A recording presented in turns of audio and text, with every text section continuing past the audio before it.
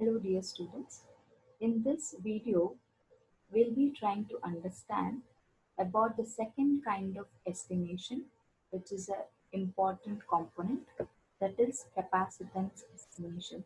In the previous session, we understood about the resistance estimation. We had considered few problems.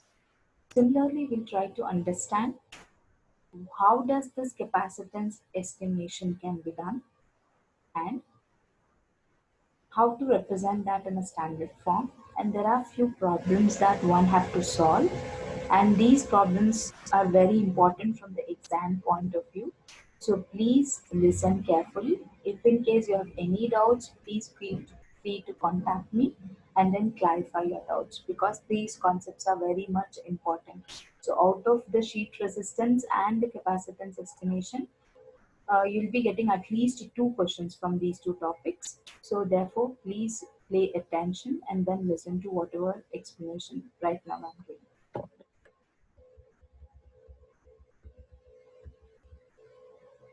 So, as I mentioned, the another important component that have to be estimated is the capacitance. Now, whenever I say capacitance, we know that whenever in fabrication there is an association of different kinds of conducting materials which is being separated by an insulating layer, then that is sufficient for the formation of gate capacitors, or what is called as a parallel plate capacitors. And these capacitors are also referred as a parasitic capacitors. And what does parasitic mean? It means that we don't want them, but they're still cropping up due to the formation of the transistors. So whenever we are designing any application using a MOS transistor for switching purpose, then these capacitances plays a vital role. Therefore, I need to make sure that before in hand, I have to start estimating what will be the capacitance that will be exhibited by these MOS devices, so that I'll get to know the factors called delay, and then I'll be able to predict the performance of the device well in advance. Yeah, and it is also very much important for me to understand the source of these parasitic capacitances and how does this vary. Say for example, if in case I increase certain potentials, certain voltages, will there be any changes in the capacitance? If so, how does it change? Will, if there is any changes in the dimensions, will that impact my area capacitance? If so, how is it related? So all these are very much important. Yeah, so that means I need to know from where these capacitances are originating and how are these varying with variations in the voltage or dimensions or some other factors. So when I say the capacitances, there are three basic capacitances that I want to mention, which is the gate capacitance, the diffusion capacitance, and the routing capacitance. So what does that gate capacitance indicates? As we already know, let me just try to write it on a figure. Yeah,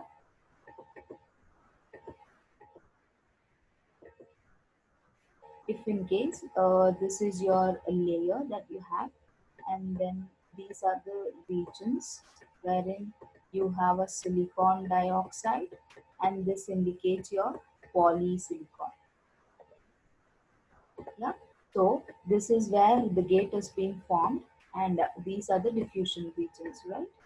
So we know that there is a capacitive effect that is being generated. This is one plate of the capacitor and this is another plate of the capacitor. This is another layer of the capacitor.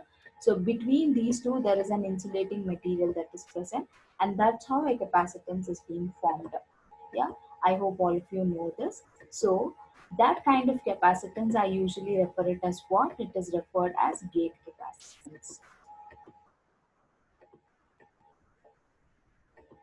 So it is due to how does this gate capacitance occurs.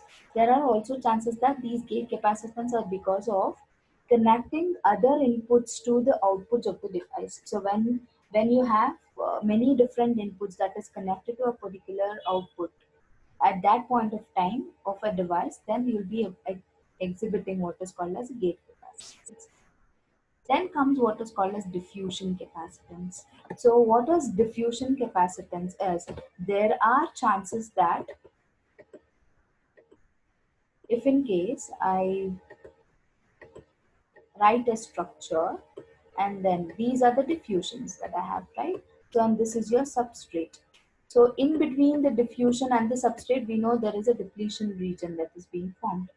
So which is depleted of the charge carriers. Again, there will be a parasitic capacitance effect that is observed between the diffusion regions and the substrate. And this is what the capacitance that I'm referring here as diffusion capacitances. Yeah? And then if in case I consider routing capacitance, what is this routing capacitance is? I think of that I have two portions of the circuit. There is one device here and there is another device here. One part of this have to be connected somewhere here. Done. And then there is another parallel running line which is going across somewhere. So if these two are the conducting wires, yeah, and this exhibits a property of capacitance, yeah. So because of that, we say such kind of capacitances are routing capacitances. So it is very much important for us to reduce these kind of capacitances. Now how can we reduce? For example, if in case I consider a routing capacitance, how to reduce that? It can be reduced by physically placing the blocks which are likely to talk to each other for maximum amount of time. So whichever blocks in the system talks more amount of time, when they have a more frequently when they are speaking to each other, if that is the case, when there is exchange of signals between two blocks maximum amount of time, then if you can physically place these two blocks very close to each other in an IC, then that will in turn reduce the routing capacitance. I hope you're getting. So similarly, we have to look into the ways through which we can reduce the gate capacitance and diffusion capacitance. Now, if in case I want to find out the area capacitance, then it is given by the equation C is equal to epsilon naught epsilon I ins A divided by D. So where D indicates the thickness of the silicon dioxide and it is measured in centimeters. A indicates the area of the capacitive plates which is measured in centimeters square. Epsilon naught indicates the permittive for free space and it is measured in farad per centimeter. And we know the standard value for the same. It is 8.854 into the 10 to the power of minus 14. Then epsilon ins. Ins stands for the insulator. What does this insulator indicates is, it is for the silicon dioxide. That is your insulating layer, no? So what is the relative permittivity of this silicon dioxide? And it just turns out to be 4.0. So these are the two constant values that we know, A and D. Based on A and D values, I can find out the capacitance. See, from this equation, we can know that if the thickness of the silicon dioxide that is present, for example, I'll just write the figure.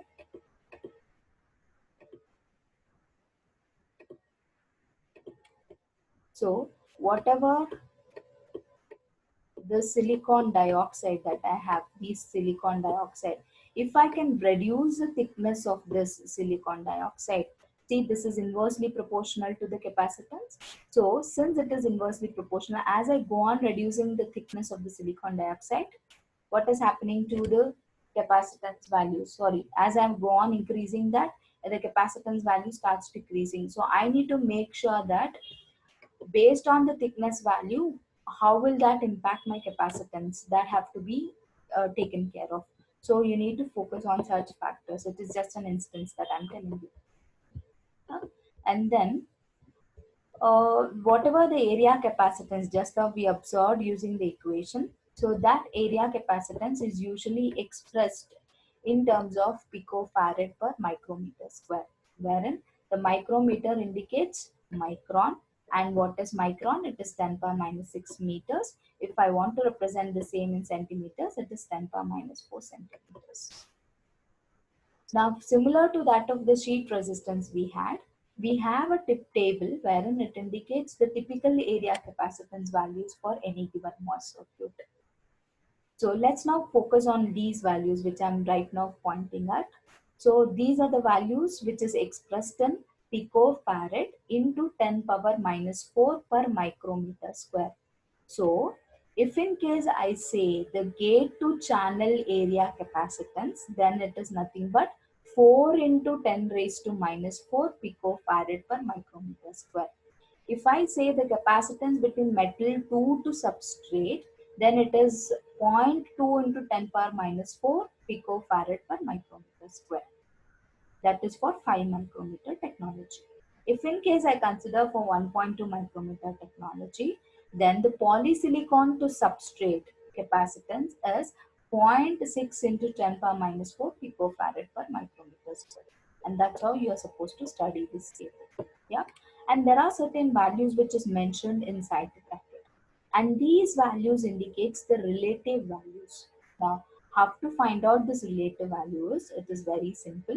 What you have to do is, whatever the value that is being given here, that is the area capacitance value, typical area capacitance value, you just have to divide it with the gate to channel value of that technology. For example, if I consider for 5 micrometer, all you have to do is 1 divided by 4 will give you 0.25. If I consider for this, if I want to find out the relative value, then all I have to do is 0.4 divided by 4, that will give the relative value, which is 0.1. If in case I consider for this case, this is for 2 micrometer technology. Therefore, what I have to do, I need to divide 0.6 by 8, which will give you 0.075. And that indicates the relative values. And these relative values is what we'll be considering while solving the problems. Please get that clear. And the same thing is explained in the note. If in case you have any doubts, you can go through that. That is specified value. This is the specified value 1 divided by gate to channel value for that technology. For 5 micrometer technology, gate to channel value is 4. So 1 divided by 4 will give you 0.5, which is a relative value. Yeah. And here you can see a star next to the polysilicon, which indicates poly 1 and poly 2, either of them, and they are similar, and also silicides can be used instead of polysilicon. And that's what the values you can find. And again, we'll be coming across this table in order to find out the capacitors. I hope all of you got this. Now we shall move to the next topic, which is related to capacitance only, which is the standard unit of capacitance. See, out of all the capacitances, 3 capacitance which we discussed, what are the 3 capacitances? Which is gate capacitance, diffusion capacitance, routing capacitance. The main capacitance which is profound of all the mentioned 3 are, it is the gate to channel capacitance, because that is the one which is connected to the input and output directly.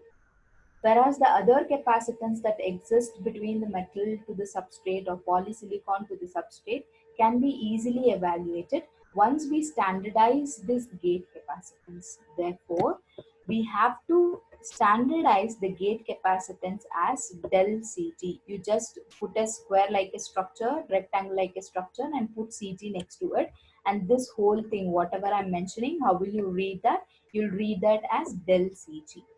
And once you standardize this capacitance, the unit of the capacitance, once you standardize, why you need to standardize is that will enable you to move from one technology to another very conveniently. Getting my point?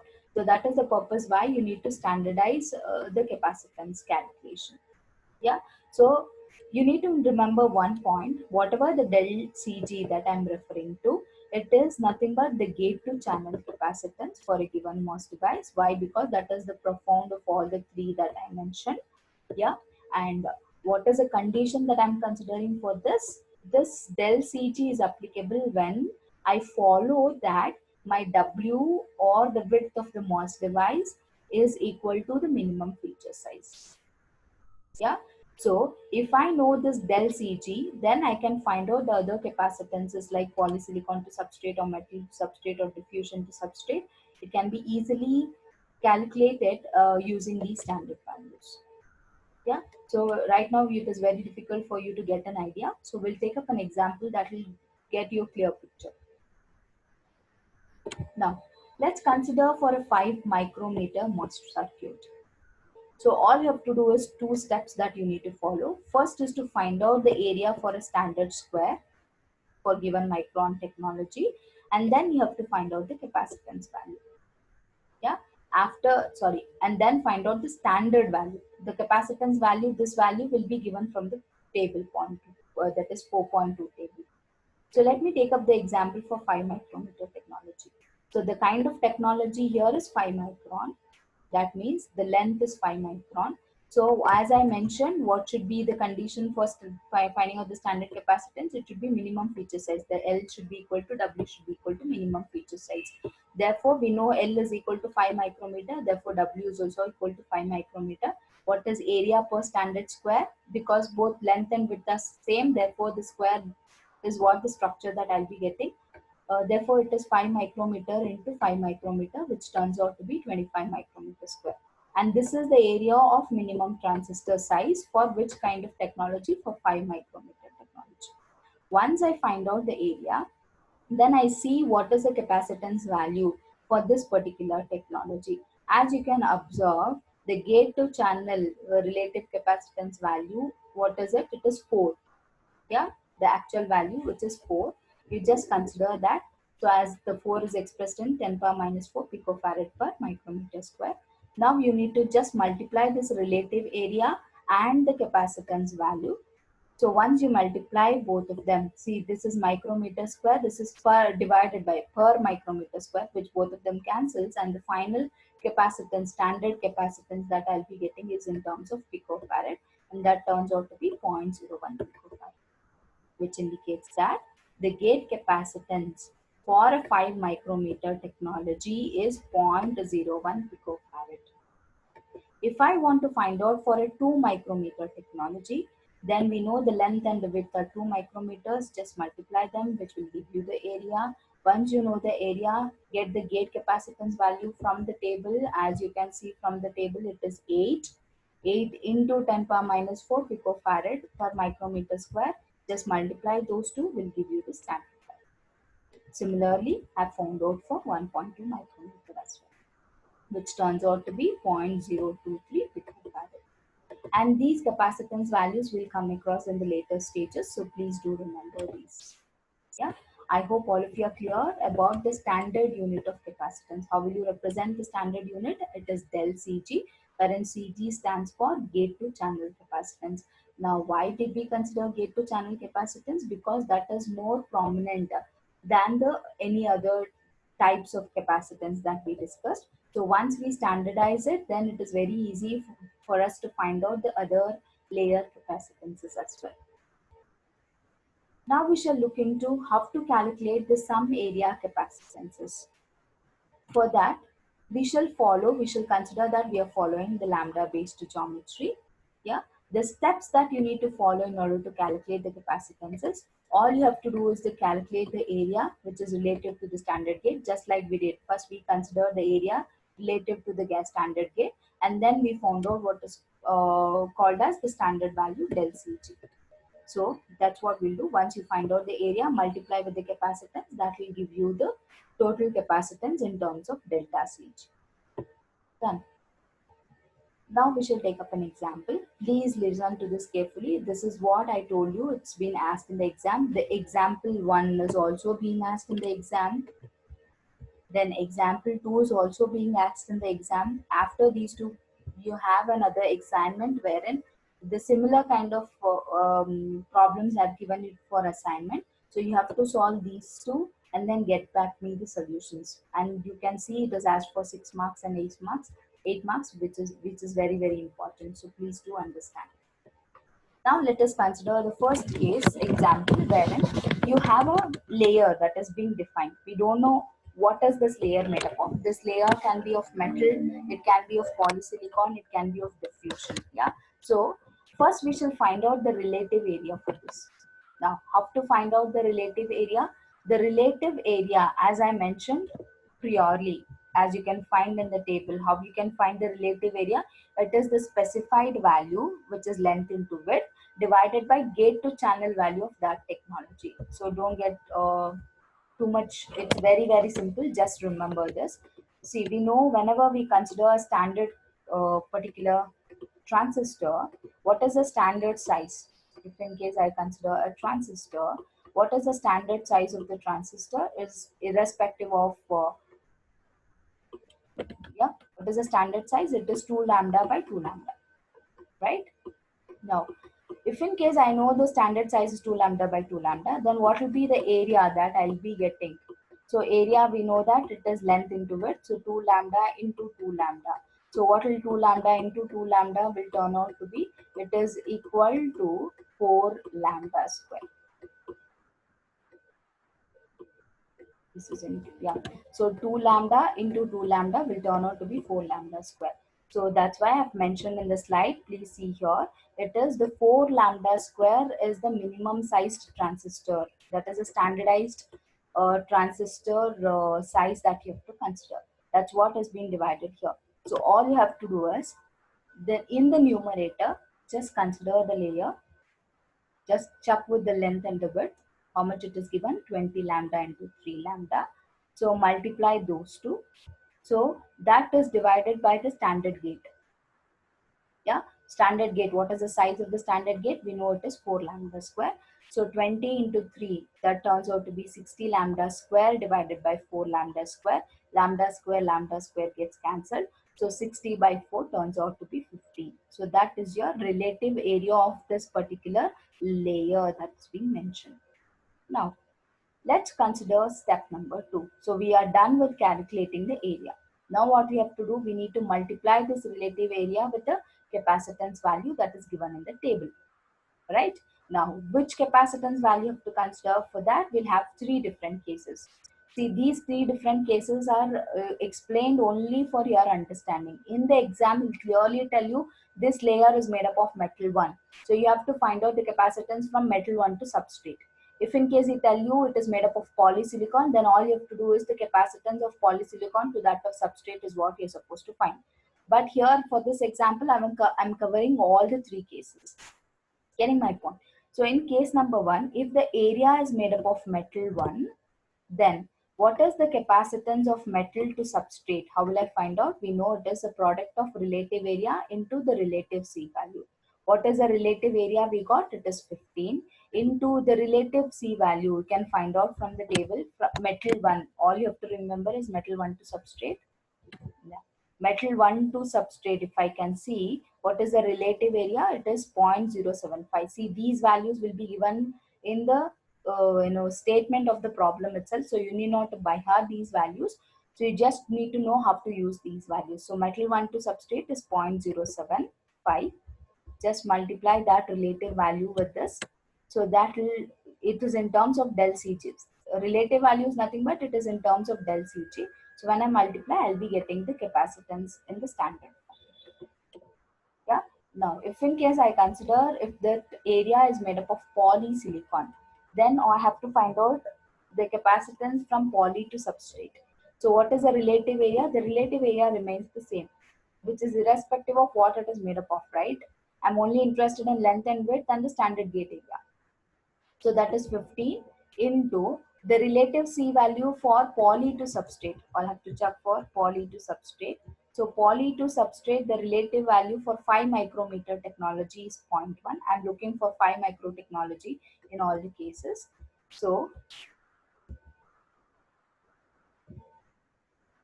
just mention here for 5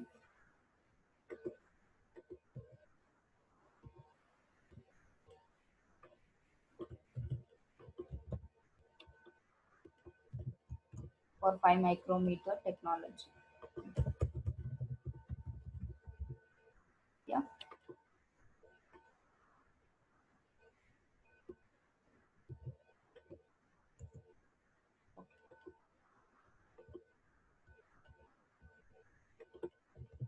Now, so I have to consider for polysilicon to that. So it is 0.1 del CG. So it is 1, it turns out to be 1.5 del CG. If in case I want to consider for an N-type diffusion, then you know the relative area, just check the table and find out for N diffusion to substrate. So the diffusion to substrate, what it is 0.25, it is given clearly. So just substitute that 0.25 del Cg. Don't forget to substitute in terms of del Cg because it is the relative area which is in terms of the standard unit. So therefore it turns out to be 3.75 del Cg. And this is how you'll be calculating the capacitance for any given layer. I hope all of you understood example 1. Now let's try to go a little deeper and then try to understand when the combinations of these layers are there, how to solve the problem. Okay. Now consider an example 2 wherein you have an area which is defined in 4.5. All you have to do is to calculate the total capacitance. See, in the previous case, there was only one single layer. That layer would have been made up of metal 1. If that was the case, then this was the capacitance that I was getting. If it was only polysilicon, then this was the standard capacitance that I was obtaining. Then if it is of N type, then it was 3.75 del Cg. But right now, what you can find in the figure, you can find a combination of metal 1, then you have a diffusion, you have a polysilicon, you have a transistor, gate region, channel region, you have a contact cut. So all these have to be taken into picture, and then you have to find out the total capacitance. Yeah. So please go with the way that I'm explaining so that you'll clearly understand. Now, what are the three capacitances that we have out of this figure is, it is the metal capacitance, Cm, which stands for metal capacitance.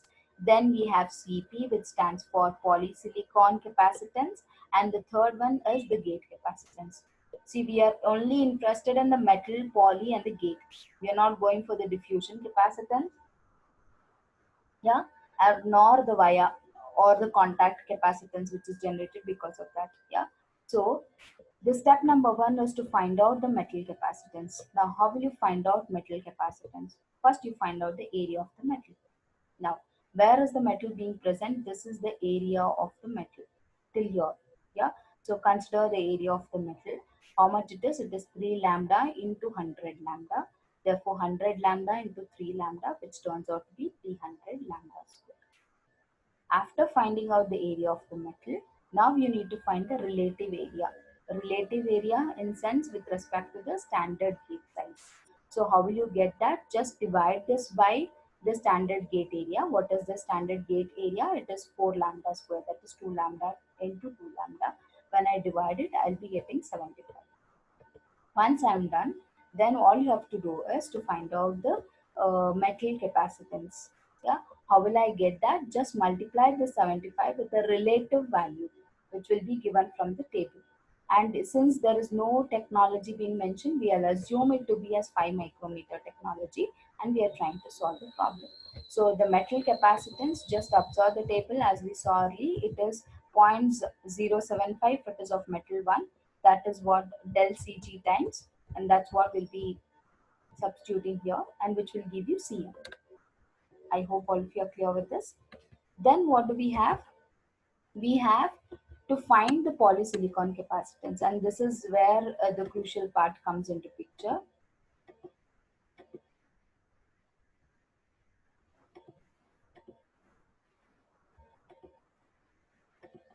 Yeah. See, you have a polysilicon in this region, you have a polysilicon in this region, and you have a polysilicon here beneath this also, fully is completely polysilicon. So when I come to polysilicon, it is more little complicated. Yeah. So you need to understand where all the polysilicons are being present. Now, when I consider the contact cut, so this whole region beneath this, do we have a polysilicon? Obviously, we do have a polysilicon, which is of 4 lambda cross 4 lambda. Therefore, I consider that area to be as 4 lambda cross 4 lambda, which is that this particular area here. So which indicates 4 lambda cross 4 lambda. Then what is the next thing that we have? That doesn't complete the polysilicon. We still have few more polysilicons that is left out. See here, we have another polysilicon which is mentioned in the red color. Yeah. So what is the width of this and the length of this? It is 1 lambda, which is mentioned, and this is 2 lambda. Therefore, what will I do? I multiply 1 lambda with 2 lambda. Plus, we have few more polysilicon that is left out in this particular region that have to consider. which is 2 lambda by 2 lambda, and this width is 2 lambda, so 2 lambda by 2 lambda, that's what I've multiplied with. So when I consider all these and then try to multiply and add up, I'll be getting equal to 22 lambda square. Done? Now, one thing you need to remember for clear is we didn't consider the region where the transistor is being formed. Yes, did we consider that? No, we didn't consider. So that clearly indicates, one second. So that clearly indicates that we are not considering this particular region for polysilicon. Why? Because anyways that will be covered under gate capacitance calculation. So you have to be careful. What is that first thing? First thing is metal. As it is, whatever is there, you'll just consider. Yeah. And then for polysilicon, contact place also you have to consider, plus the remaining parts except where the channel is being formed. All those regions you have to consider for area calculation. So once you're done with area calculation, then you have to do is a relative area calculation, which is 22 lambda square divided by 4 lambda square, which is the standard gate area. So that turns out to be 5.5. Once you get this, then you can find out the polysilicon capacitance by multiplying this with the relative value, which can be obtained from table 4.3. Okay, now, so how much I'll be getting? It is 0.55 del Cg. Now, what is the next thing that I have to find? I need to find out the gate capacitance. How will I find out the gate capacitance? This is the region where the gate is being formed. What is the size of that? 2 lambda cross 2 lambda. Therefore, it is 2 lambda cross 2 lambda, which is 4 lambda square. Relative area is 4 lambda square by standard area, 4 lambda square. So, you'll be getting 1. So, that 1 into 1 delta Cg, 1 delta Cg is from table 4.3. So, you'll be getting 1 delta Cg. So we got to know all three capacitances, that is Cp, Cg and metal capacitance. When you add up all these, then you'll be getting the total capacitance. And that's how you'll be finding out for any given problem. I hope all of you understood this. So please go through this as many number of times as you want. I'll just repeat that using the figure. Please see, first we considered for a metal, we found out the area of the metal by multiplying the length into width. After that, we found out the relative area. For all the relative areas, what you're just doing, you're just dividing it by 4 lambda square. So once I do that, then it will be equal to 75. Yeah. After that, using the table, you'll get to know what is the relative values in terms of del Cg. Multiply that with the relative area that you got, you'll get the capacitance of metal. Then when I'm considering polysilicon, I'll consider this where the boundary of the contact is being made, which is 4 lambda cross 4 lambda. I'll consider this region, which is 1 into 2 lambda, and I'll consider 2 into 2 lambda. So I'll not be considering the channel region because anyways that will be covered under the gate. That's why I'm not considering the diffusion as well. Please get that point clear. Yeah. Now, so to find the gate capacitance, then what you have is L into W. How much is the gate capacitance? It is 2 lambda cross 2 lambda is the area. Then multiply them, you'll get 4 lambda square divided by standard area. And then add all three capacitances, you'll be getting the total capacitance. Now the same thing all you have to do is for two different other problems. See here in the question paper, he has clearly mentioned if this layer, so what you'll do, if the layer is given, so you just have to do the calculation for relative area. How will you do that? 50 lambda into 4 lambda divided by 2 lambda into 2 lambda. You'll get the relative area. Once you are done with the relative area, then they have given the relative capacitance value. So just multiply that with this, you'll be getting the capacitance for metal 1. Similarly, you can find out for polysilicon. See, the standard values are mentioned in the problem itself. Such a simple problem, it will be asked for 6 marks. Then you have a second problem wherein, see, I'll be mentioning these dimensions. It is 20 lambda, 4 lambda, 30 lambda, 1 lambda, 3 lambda, 2 lambda, 2 lambda, and 2 lambda. This is 3 lambda. For metal 1, if I want to consider, then I'll be considering this 20 and 30. So totally 20 plus 30, the length is 50. I'll leave out this contact in between. And then I'll multiply with 3 lambda. That will give me the area of the metal. and then divide it by 4 lambda square and multiply with the relative value of the capacitance that will give you for the metal. Then for the polysilicon, how will you calculate for polysilicon? Just multiply this 4 lambda cross 4 lambda. Once you're done with that, then consider this polysilicon region 3 lambda into 2 lambda. Then again consider this polysilicon region which is 2 lambda into 2 lambda. Yeah. So adding up all these will give you the total area. After that, find the relative area just by dividing it by 4 lambda square.